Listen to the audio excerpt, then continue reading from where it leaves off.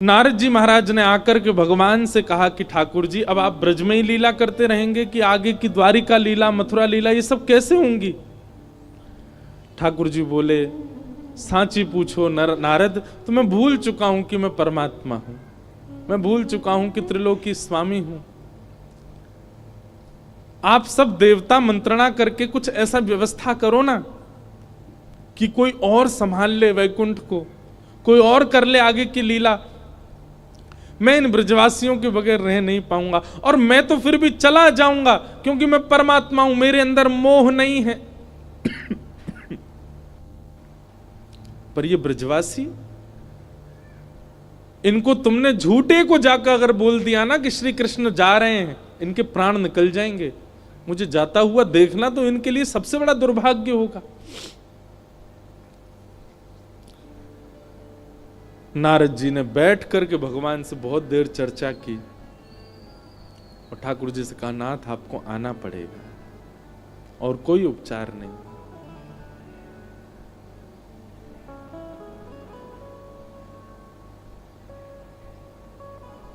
अक्रूर जी महाराज वृंदावन आए और वृंदावन आकर के नंद बाबा यशोदा मैया से कही, कंस ने एक धनुर्यज्ञ किया है और उस धनुर्यज्ञ में आपके दोनों पुत्रों को आमंत्रित किया है। यशोदा मैया बोली, इतने राक्षस भेजे वाने हमारे लाला मारवे के काजे और अब निमंत्रण भेज रहे हो? बोले नहीं नहीं, आपको शायद कोई गलत सूचना मिली, वो राक्षस कंस ने नहीं भेजे हैं। कंस तो इन दोनों को सम्मानित करना चाहते हैं। हमने सुना कुछ दिन पहले बहुत जोर की बारिश हुई तो इन्होंने गिरिराज्य उठा लिए थे, सब आप सबकी रक्षा की। तब से महाराज कंस के नित्य मन में चलता है कि कृष्ण बलराम दोनों आवे और उनको मैं सम्मानित करूं। सम्मान देने वाला कभी राक्षस भेज सकता है? सबके मन में तो विश्वास हो ही नहीं रहा था कंस की बातों पर ठाकुर जी ने मन बनाया कि अगर मैं नहीं बोला तो ये सब तो भेजेंगे ही नहीं। ठाकुर जी अपना रूप बदल के, रंग बदल के और थोड़ा भाव बदल करके सब ब्रजवासियों के बीच में आके बोले, ठीक है भैया, तुम सबरे ब्रजवासी बड़े मतलबी हो। जब राक्षस आ जाए, जब कालिया नाग आ जाए, जब इंद्र वर्षा कर दे तो कन्हैया कन्हैया कहते सबरे डोरेंगे। लेकिन आज एक राजा हमको सम्मान देना चाह रहे हो तो तुम सब चाहो नहीं हो कि हमें सम्मान मिले? इस बात को सुन के सब ब्रजवासी मौन हो गए। ठाकुर जी ने पत्थर रख के ये बात कही।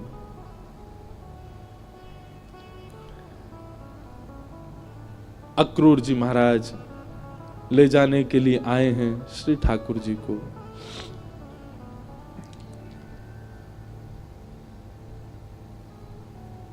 गोपियां, गोप ग्वाल, ब्रज के सब ब्रजवासी मन ही मन विचार कर रहे हैं और विधाता से प्रार्थना कर रहे हैं कि अहो विधातस्तवन क्वचित् दया संयोज मैत्र्या प्रणयेन देहिना। अरे विधाता, तेरे अंदर दया नाम की चीज नहीं है क्या? कहां श्री कृष्ण को हमारा प्रेमी बना दिया, कहां हम सबके चित्त में उनके प्रति इतना प्रगाढ़ प्रेम प्रकट करा दिया। और जब हम सबके चित्त में प्रेम आ गया, आज मिलने का समय आया, अब उनके संग रहने का समय आया, उनके संग अब लीला करने का समय आया, तो तू उनको हमसे दूर कर रहा है। सब ब्रजवासी मौन हो गए, बोल कुछ नहीं रहे, क्योंकि ठाकुर जी ने ऐसी बात कह दी है कि कुछ कहें तो कहीं ठाकुर जी यूं नहीं समझ लें कि ये सब हमारे शुभ चिंतक नहीं है।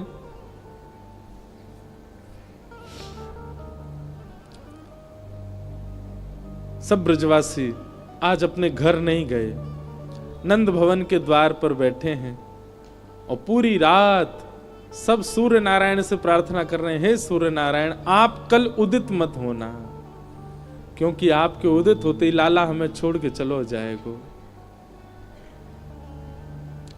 रात में यशोदा मैया श्री ठाकुर जी को अंग से लगा करके सो रही है, लिपट के सोते हैं मैया से। मैया को तो थोड़ी घबराहट हो रही है कि मेरो लाला 2 दिन के काजे मथुरा जा रहा है, पर ठाकुर जी के हृदय में तो इतनी वेदना है, इतनी वेदना है। बार बार मैया के वक्ष में अपना मुख रख देते हैं और बार बार मैया के तन की सुगंधी को ठाकुर जी भीतर लेते हैं,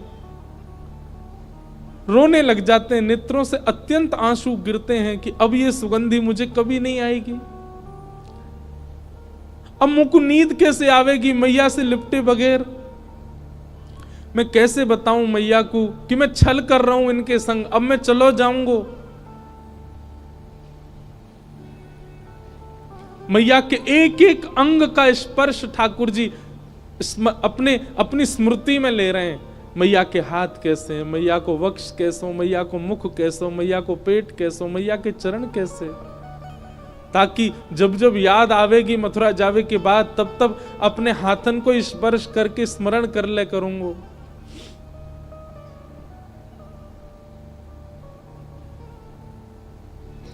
मैं एक बात अभी कह रहा था पिछली कथा में, गोपियों का विरह सबने सुना,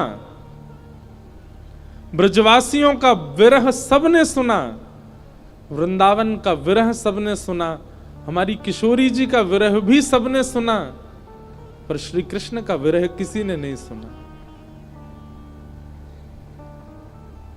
गोपियां वेदना में हैं, ब्रजवासी वेदना में हैं, वृंदावन वेदना में हैं, सब सखियां वेदना में हैं, श्री जी भी वेदना में हैं, पर किसी ने यह विचार क्यों नहीं किया कि कृष्ण भी तो वेदना में है? और मैं व्यास मंच पर बैठ करके कह दूं, संत जनों के सानिध्य में मेरे मुख से निकल रही है ये बात, ब्रजवासी, ब्रज गोपिकाएं, वृंदावन आदि आदि जितने भी विरह हैं, इन सब का विरह एक पडले में रख दो और श्री कृष्ण का ब्रज के प्रति विरह एक पडला में रख दो। कृष्ण का विरह भारी है, पर क्योंकि वे पुरुष हैं इसलिए उनका विरह छुपा हुआ है।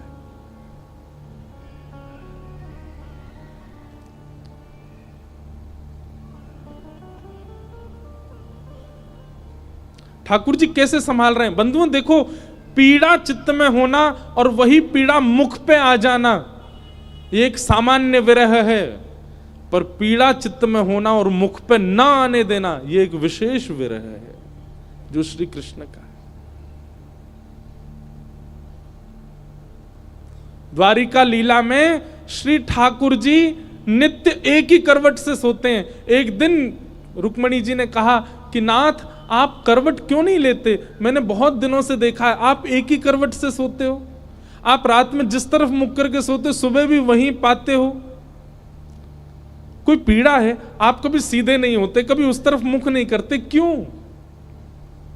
ठाकुर जी कहते हैं, रुक्मणी उस तरफ वृंदावन है, द्वारिका से 1500 किलोमीटर दूर है वृंदावन आज की डेट में, और जिस द्वारिका में ठाकुर जी रहते थे वो तो समुद्र में थी, और 2000 किलोमीटर मान लो। ठाकुर जी उस दिशा में चलते नहीं है, उस दिशा की ओर खड़े नहीं होते ज्यादा देर तक जिस दिशा में वृंदावन है। कितना विरह, कितनी याद आती है ठाकुर जी को वृंदावन की। द्वारिका में उन सब दिशाओं में पर्दे पड़े हैं जिन दिशा में वृंदावन है। ठाकुर जी नहीं जाते, सह लेते हैं। आज सुबह सुबह ठाकुर जी यशोदा मैया ते ही पहले उठ गए और उठ के स्वयं ही स्नान कर लिया। क्यों? क्योंकि अब मैया के ज्यादा स्नेह को मैं आस्वादन करूंगा तो मैं जा नहीं पाऊंगा। मैया उठी, आज आश्चर्यचकित है गई, बोले लाला तू नहा लियो? ठाकुर जी बोले हाँ मैया। तेने अपने आप श्रृंगार कियो? अपनो श्रृंगार नहीं किया ठाकुर जी ने, केवल एक तिलक धारण किया है, एक माला पहनी है बस, और आज ज्यादा विशिष्ट श्रृंगार में नहीं है। बोले मैया मैं जल्दी जल्दी मथुरा जाऊंगा तो फिर जल्दी जल्दी आऊंगा ना, या हमारे मोह लगी, तू तो सो रही है तो सोंदा हूं, मैं जल्दी नहा लियो मैया।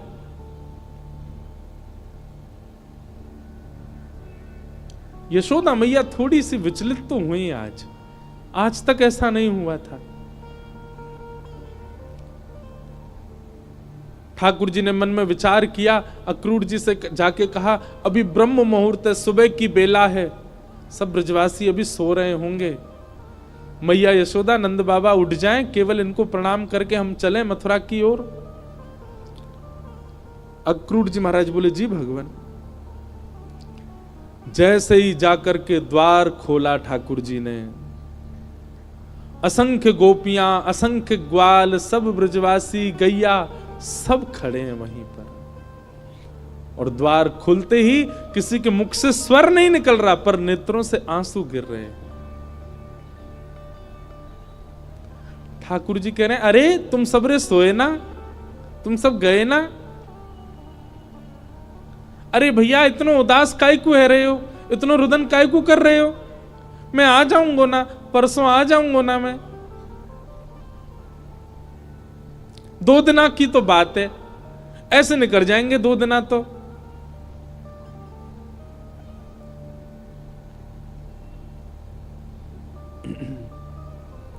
देखे बिन कान्हा जब मन नाही माना, इन आंखों से आज हमने ब्रह्म पहचाना। कृष्ण चरण कमलों में मन को लगाना, इन गोपियों का ताना ये उल्हाना, दर्शन का बहाना है। गोपियां बहाने बना बना करके आती हैं। घर में मक्खन धरोए फिर भी जबरदस्ती मक्खन लेवे जामे कि या बहाने कन्हैया दिख जाएगो। घर में गैया बंधी है, गोबर धरोए, पर गोबर लेवे के काजे जबरदस्ती नंद भवन में भीतर घुसे कि कन्हैया दिख जाएंगे। इन बहानों से श्री कृष्ण को नित्य देखने वाली गोपियां वो 2 दिन बिना कृष्ण के कैसे रहेंगी? भगवान के सखा मधुमंगल, श्री दामा, तन सुखा, मन सुखा, धन सुखा, सुबल, तोष, सब एक कोने में बैठे। मधुमंगल आके बोले लाला तू जा तो 2 दिना को रहो, लेकिन तने एक बार भी विचार नहीं कियो ये श्री दामा ये सुबह उठते या को नियम है 11 वर्ष ते। भगवान के अधिकतर सखा सब ठाकुर जी से बड़े हैं उम्र में। हमारो नियम है 11 वर्ष ते। हम रोज सवेरे उठ करके आंख बंद करके पहले नंद भवन आमे, सबसे पहले 13 मुखमंडल देखें, वाके बाद जलपान करें लाला। तो देखे बगैर हमारे जल हलकते नीचे ना उतरे। और तू 2 दिना के काजे हमें छोड़ के जा रहा हो, हम कैसे जीवित रहेंगे? ठाकुर जी स्तब्ध हो रहे हैं, मौन हो रहे हैं, कहां समझाएं, अब शब्द नहीं है ठाकुर जी के पास। भगवान किशोरी जी के पास गए, चरणों में प्रणाम किया। राधे राधे, ये स्तुति ठाकुर जी ने ही गाई है, आज भी बरसाने में गाते हैं सब। ठाकुर जी गा रहे हैं राधे राधे करुणामयी कृष्ण प्यारी, मेरी सुधली जो श्री वृषभानु दुलारी, मेरी सुधली जो श्री वृषभानु दुलारी। हे श्यामा जी, आप तो सब जाने, इस विश्व के कल्याण के लिए, उद्धार के लिए मेरो ब्रज से जानो कितनो जरूरी है। आप तो सब जाने श्यामा जी, मुझको आज्ञा दो। हे मनोहारिणी रासेश्वरी रस रूपा, हे रासेश्वरी रस रूपा, ब्रज विलासिनी ब्रज भामिनी ब्रज की भूपा, ब्रज विलासिनी ब्रज बासन ब्रज की भूपा। ललितादिक सहचरी सर्वज्ञ स्वरूपा, ललितादिक सहचरी सर्वज्ञ स्वरूपा। मेरी सुधली जो श्री वृषभानु दुलारी, ओ मेरी सुधली जो श्री वृषभानु दुलारी। हे श्यामाजू, बस आगे की यात्रा में आप मुंह पे दृष्टि रखी हो। ठाकुर जी बिना नेत्र मिलाए चर्चा कर रहे हैं। किशोरी जी कह रही हैं, श्याम सुंदर या को उत्तर मुंह कहां देना चाहिए, आप ही बता के जाओ। ठाकुर जी बोले क्यों? बोले प्रेमी यदि जा रहे हो है तो दूसरों प्रेमी वाकु रोके नहीं, तो फिर प्रेम काय बात को? प्रेमी जा रहा है तो प्रेमी तो वाकु रोकेगो। लेकिन आप शुभ कार्य के लिए जा रहे हो, मानव कल्याण के लिए जा रहे हो, और शुभ कार्य में यदि कोई जा रहा हो तो उसको टोकना नहीं चाहिए। आप जा रहे हैं विश्व के कल्याण के लिए, मैं आपको रोकूं कैसे, मैं टोकूं कैसे? और मेरो प्रेमी जा रहा है और मैं रोकूं नहीं तो प्रेम कैसा? मुझे कहा करना चाहिए श्याम सुंदर, आप बता के जाओ। आपको आज्ञा दे दूं तो फिर मैं प्रेमी कैसी, जो अपने प्रेमी को दूर जावे की आज्ञा दे रही हूं? मैं टोक दूं, रोक दूं तो शुभ कार्य में टोक लग जाएगी। और मैं कछु ना कहूं तो प्रेमी जा रहा और मैं कछु ना कहूं तो फिर प्रेम कैसा? मैं कहां कहूं, मुझे कहां उत्तर देना चाहिए? हे श्याम सुंदर बता के जाओ। ठाकुर जी कुछ नहीं बोले, बस चरणों की ओर देखते रहे किशोरी जी की, और रथ में विराजमान हो गए। निर्वाक हैं, निरुत्तर हैं, निरशब्द हैं। रथ जैसे ही आगे बढ़न लगो, सब ब्रजवासियों के नेत्र सजल हो गए। नेक दूर गयो। यहां अक्रूर जी ने इतनी देर में यशोदा मैया को सब सच बता दिया था। मैया, जे तुम्हारो लाला ना है, जे देवकी को लाला है। कंस से रक्षा के लिए 11 वर्ष पूर्व वसुदेव जी इस बालक को लेकर के आपके पास आ गए थे, और आपकी बालिका ले जाकर के कंस को दी थी, जो कि अष्टभुजी देवी बन गई थी। अब जे लाला अपनी जन्मदात्री मैया के पास जा रहा हो, मैया है सके कि अब लौट के नहीं आवे। आप कृपा करो। अक्रूर जी को नहीं बताना चाहिए था यशोदा मैया को, पर उन्होंने बता दिया। मैया को तो रक्त ठंडो पड़ गयो, पैर के नीचे से जमीन खिसक गई।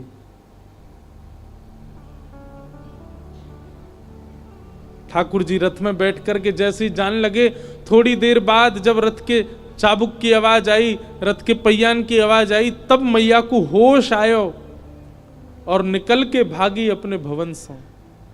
कान्हा रुक जा, अरे लाला रुक जा, कन्हैया नेक डट जा। मैया की आवाज सुनकर के श्री ठाकुर जी चलते रथ से कूद पड़े, दौड़ करके आए, मैया के अंग से लिपट गए। मैया तू काय को रो रही है? मैं आ रहा हूं ना, परसों आ जाऊंगा। मैया तू रोवे मत, ऐसे करेगी तो मैं किस जाऊंगा? लाला, मैया सर्वांगीण अंग का स्पर्श करती जा रही है ठाकुर जी के, और कह रही है लाला मोए ज्यों पता ही तू गोपीन ते झूठ बोले, तू गालन ते झूठ बोले, सबन ते झूठ बोल ले, लेकिन आज तू मोते झूठ बोल रहा है। मुझको सब पता चल गई लाला, तू मेरो लाला ना है, तू तो देवकी को लाला है। कंस से रक्षा के काजे अक्रूर जी महाराज तो मेरे पास छोड़ गए, वसुदेव जी महाराज तो मेरे पास छोड़ गए। 11 वर्ष 56 दिना तक मैंने तेरो पालन पोषण कियो, मक्खन खावे के काजे तो को छड़ी दिखाई, उखल में बांध दियो, कभी तेरे पीछे छड़ी लेकर के भागी, कभी तेरो कान मरोड़ दियो, कभी तेरो हाथ जोड़ते पकड़ लियो लाला, ऐसो कोमल सो मेरो लाला। आज मुझको ग्लानी है रही, मैंने क्यों कियो ये सब? नाय मैया, तू मेरी मैया है, तू सब कर सके, तू को सबरो अधिकार है, तू अबई मोको मार ले मैया, तू को सब अधिकार है मैया, मैं तेरो ही तो हूं। लाला तेने बहुत प्रेम दियो मोको, तेने बहुत स्नेह दियो मोको, पर मैं इतनी निष्ठुर नहीं हूं कि एक मैया के प्रेमास्पद को हमेशा के लिए अपने पास रख लूंगी। मैं भी तो मां हूं, मैं भी तो समझूं कि बालक के बिछुड़वे को कष्ट कहा हुआ, आज समझ रही हूं।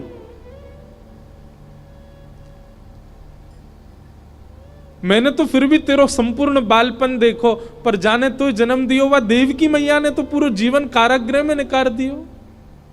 और आज भी अगर मैं तो को रोक लूंगी लाला, तो मैं देवकी के संग बहुत बड़ा अत्याचार करूंगी। वैसे तो में मेरे प्राण बसे, है सके कि तू यहां तक गयो और शायद है सके कि मैं जीवित हूं ना बचूं लाला, लेकिन अब समय देवकी को प्रसन्न करवे को है। तू जा, मुझको एक वचन देके जा लाला, तू देवकी को नहीं बताइयो मैंने तेरो हाथ पकड़ो, कान मरोड़े, तो को उखलते बांधो, और दूसरो वचन देके जा लाला। कहा तो कुछ जब भी खबर पड़े कि यशोदा मरणासन अवस्था में है, वह समय आ जाइयो मेरे पास, तो को निहार लूंगी, तो को देख लूंगी लाला, तो चैन ते प्राण चले जाएंगे मेरे।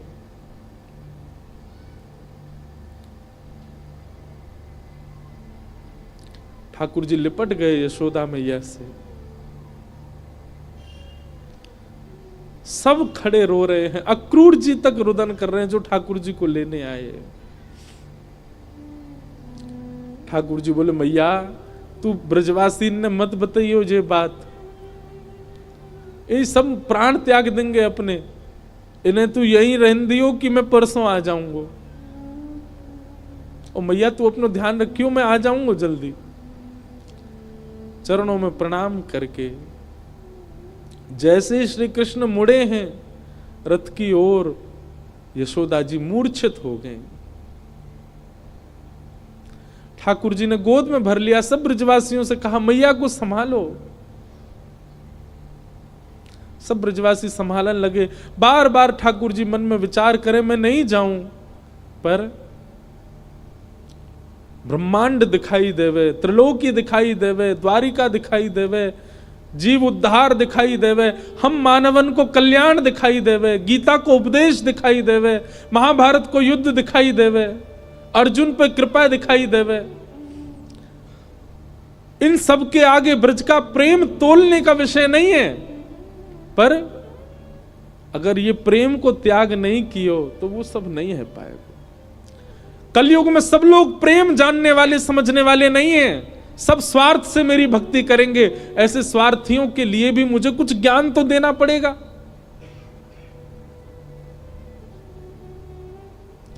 बंधु हमारे ब्रज के ब्रजवासी पता है क्या कहते हैं?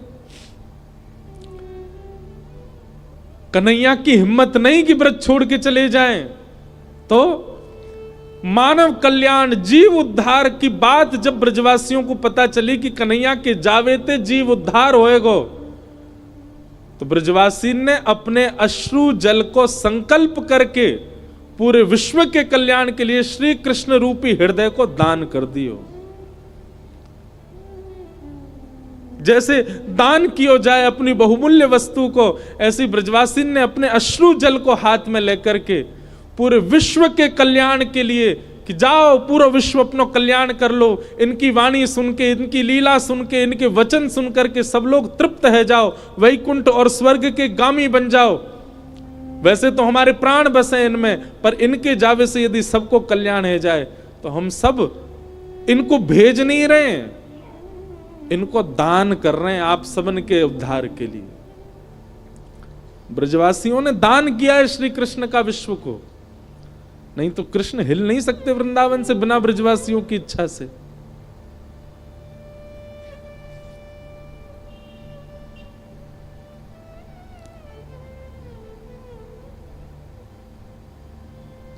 सब देख रहे हैं रथ की ओर।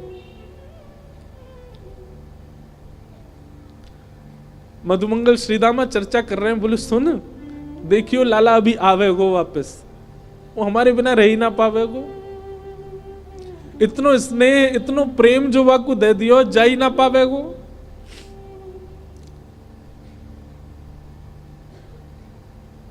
मधुमंगल बोलो श्रीदामा पर ये जा रो है, ये आना रो लौट के। आज हमें लाला पे संशय ना है रो, हमें अपने प्रेम पे संशय है रो कि क्यों ना आ रो जी लौट के। रथ दिखता रहा खड़े रहे, ध्वजा दिखती रही खड़े रहे, और जैसे ही रथ दिखना बंद हुआ, ध्वजा दिखनी बंद हुई, नहीं आए ठाकुर जी लौट के। असंख्य ब्रजवासी वहीं मूर्छित हो गए ठाकुर जी को बिना देखे। नंद बाबा बोले अरे मधुमंगल श्रीदामा, ए भैया ये कहा कर रहे हो, देख परसों आ जाएगा लाला, ये देख सब मूर्छित है गए, जल्दी जा संभालो। सब ब्रजवासी इनको लगायो, कोई जल लेके आ रहा हो, कोई जल पान करा रहा है, गोपी इनको ले ले करके घर की ओर भाग रहे हैं। ऐसी विरह वेदना सबके चित्त में है रही है। अरे केवल मानवों की बात नहीं है, गौशाला में बंदी 9 लाख से अधिक गैया, वो उनके बछड़ा भी दूध नहीं पी रहे हैं आज, उनकी बछिया भी आज दूध नहीं पी रही है। सब केवल अपने कान उठा के श्री कृष्ण को खोज रहे हैं। बंधुओं एक बात कहूं आपसे, लिख लीजिएगा, बद्रीनाथ आपको मुक्ति दे सकता है, जगन्नाथ आपको महाप्रसाद देंगे, द्वारिका आपको सुख देगा, रामेश्वरम आपको पुण्य देगा, वृंदावन केवल विरह दे सकता है। केवल विरह है वृंदावन के पास, केवल प्रेम है वृंदावन के पास।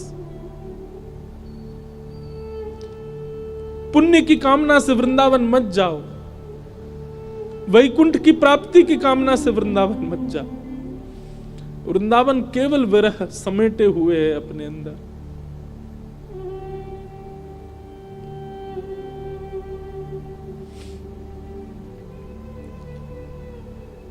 हमारे ब्रज में कहते हैं, वृंदावनम परित्यज्य पाद मेकम न गच्छति। श्री ठाकुर जी वृंदावन छोड़ के एक पग भी बाहर नहीं रखते।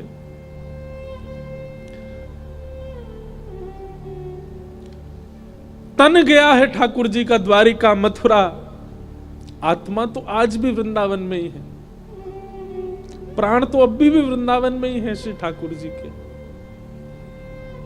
वो कभी नहीं जा सकते वृंदावन छोड़ करके। क्यों ब्रजवासियों के प्राण नहीं निकल गए कृष्ण विरह में? क्योंकि अब स्थूल रूप से भले ही कृष्ण नहीं दिख रहे हैं, सबके अंतस्थ में श्री कृष्ण बैठ गए हैं। गोपियां नेत्र बंद करके अपने अंतस्थ में ही अनुभव कर रही हैं। ऐसा लगता है कृष्ण छू रहे हैं, पर आंख खोल के देखती हैं तो है नहीं। ये अनुभव ब्रजवासियों को जीवित रखता है। प्रत्यक्ष में वो स्थिति नहीं है।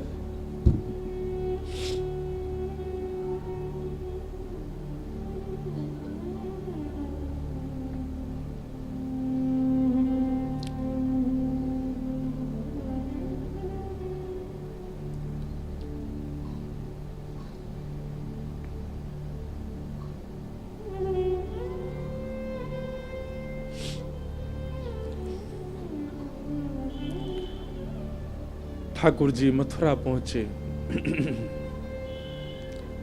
मथुरा आकर के श्री ठाकुर जी ने कुबला पीड़ हाथी का वध किया।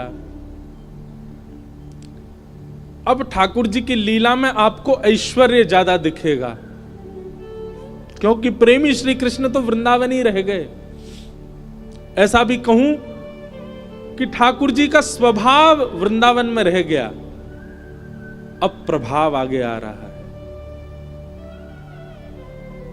वो चंचलता, वो मधुरता, वो प्रियता, अब सब ठाकुर जी ने उसको गौड़ कर लिया। अब ठाकुर जी परब्रह्म की भांति लीला कर रहे हैं, मानो अपने परब्रह्मत्व पर ही ठाकुर जी को क्रोध आ रहा है कि मैं क्यों हूं जिसके कारण मुझे ब्रज छोड़ना पड़ा। कुबल्या पीड़ हाथी का वध कर दिया, जितने मल्ल थे कंस के रणभूमि में सबको मार दिया ठाकुर जी ने। और 50 सिड्डी ऊपर बैठे हुए कंस को देखा, एक छलांग मार करके ठाकुर जी उसके पास पहुंच गए, दोनों भुजाओं में कंस को उठा करके पृथ्वी पर पटक दिया, गिरते ही कंस के प्राण निकल गए। भगवान तुरंत कारागृह की ओर दौड़े। बंधु एक बात कहूं, ठाकुर जी का एक खेल है, विरह और संयोग, संयोग और वियोग। जिस किसी को भी संयोग का अनुभव हो रहा है, तैयार रहना, वियोग आएगा जीवन में, क्योंकि ये खेल है श्री कृष्ण का। वो ऐसे ही करते हैं, जिसको संयोग देते हैं उसको वियोग देते ही हैं। और जो कोई भी रुदन कर रहा है, जिसके भी चित्त में वियोग, जिसके भी जीवन में वियोग है, परेशान मत होना, एक दिन संयोग होगा। 11 वर्ष 56 दिन पहले छोटी से एक दिना के ठाकुर जी मैया को छोड़ के चले गए, उनको वियोग दे दिया। कहां तो इतना बड़ा संयोग दिया कि उनके गर्भ से प्रकट हुए, और गर्भ से प्रकट होते इतना बड़ा वियोग दे दिया कि मैया रोती विलखती छोड़ गए। 11 वर्ष 56 दिन तक मैं किसका पक्ष लूं, यशोदा जी का या देवकी का? देवकी मैया रोज कारागृह में खिड़की पे खड़ी हो जाती है, ऊपर साधन नहीं है तो जबरदस्ती घड़े पे घड़ा रख के या कोई ऐसी व्यवस्था करके खिड़की के ऊपर खड़ी हो जाती है, और वहां से वृंदावन से आने वाले लोगों को बुलाती है। बोले सुनो, कहां ते आ रहे हो? बोले हम तो वृंदावन ते आ रहे हैं। अच्छा, तुमने वृंदावन में कुछ देखो? अरे बड़ी सुंदर लता गुल्म, यमुना जी, ऐसी रेणु, ऐसी गैया, ऐसे गोप ग्वाल। देवकी मैया बोले सबसे सुंदर कहा है वृंदावन में? मैया सबसे सुंदर तो यशोदा को लाला है। अरे मैया कैसो चले, कैसी बात बनावे, कैसे नैन मटकावे, वाक्य अंदर तो ऐसी सुगंधी आवे। अरे हम तो सांची पूछो, हम तो भैया देखवे जामे। द्वार वहीं खिड़की पे खड़ी खड़ी देवकी रुदन करती है, मैं कब देखूंगी अपने लाला को? काश इन्होंने यशोदा की लाला की जगह एक बार कह दिया हो तो देवकी को लाला। उनका विरह कम नहीं है। 11 वर्ष 56 दिन कहां ब्रजमंडल में इतना आनंद, इतना सुख, इतने उत्साह। कई लोग मुझे बोलते हैं ठाकुर जी क्यों, कितना बुरा किया ठाकुर जी ने ब्रजवासियों के साथ। ठाकुर जी को देवकी का विरह दिखाई दे रहा है। जहां लाखों नर नारी आनंद कर रहे थे, वहीं एक कारागृह में बैठकर के सिसक सिसक के रो रही है देवकी।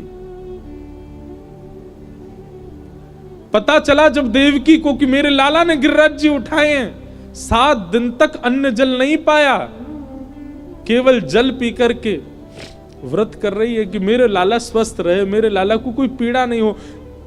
जैसी पता चलती कोई राक्षस वृंदावन चलो गयो है, देवी की मैया उसी समय तप में बैठ जाती। हे विधाता, आप जैसे कहेंगे वैसो जीवन जीऊंगी, पूरी युवावस्था मैंने जेल में निकाल दी, बस मेरे लाला को स्वस्थ रखी हूं, प्रसन्न रखी।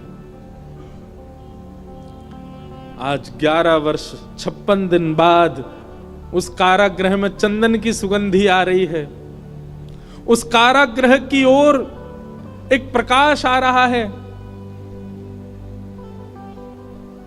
जैसे देवकी मैया ने कारागृह के द्वार से झांक करके देखा, श्याम वर्ण है, मधुर कटाक्ष नेत्र हैं, अद्भुत अधरामृत है, घुंघराले केश हैं, सुंदर पटका डाले हैं श्री ठाकुर जी, त्रिभंग लली श्याम सुंदर टेढ़ी सी चाल चलते भय आ रहे हैं मैया की ओर। जैसे ही मैया ने देखा, देखते ही मैया तो न्योछावर हो गई लाला पे। मेरो कन्हैया आ गयो, मेरो लाला आ गयो। जेल के भीतर ही नृत्य करने लगी। ठाकुर जी दौड़े मैया के पास, ताला खोल के भीतर प्रवेश किया। मैया ने अपने अंक में भर लिया। 2 बार मूर्छित हो गई देवकी, ठाकुर जी को अंक में भर के। ठाकुर जी ने बहुत स्नेह किया। मैया ने लाला को हाथ पकड़ लिया और पकड़ करके बोली, लाला अब तू नहीं जाएगो मुझे छोड़ के, कहीं नहीं जाएगो, कभी नहीं जाएगो, वचन दे मुझको, नहीं तो प्राण त्याग दूंगी। ठाकुर जी के चित्त में यशोदा का भी स्मरण होता है। देवकी मैया, मैया मैं तो वचन दे रहा हूं, अब नहीं जाऊंगा, अब तेरे पास आ गया, तेरे पास ही रहूंगा मैं। श्री कृष्ण का विरह कौन सुनाता है? श्री कृष्ण का विरह कौन गाता है? उनकी वेदना कौन समझ पाता है?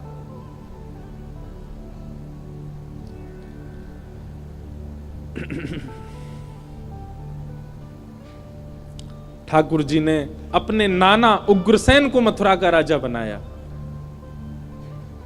और माता पिता से आज्ञा मान करके बोले, पिताजी अब मैं अध्ययन की इच्छा है मेरे चित्त में, आपकी आज्ञा हो तो मैं पढ़ने जाऊं। वसुदेव देवकी की आज्ञा से श्री ठाकुर जी सांदीपनी गुरुकुल अवंतिका उज्जैन पढ़ने के लिए गए और वहां सांदीपनी उपाध्याय के यहां श्री ठाकुर जी ने संपूर्ण शिक्षा ग्रहण की। वहीं ठाकुर जी को सुदामा नाम के मित्र मिले। लौट करके भगवान आए, उद्धव जी महाराज को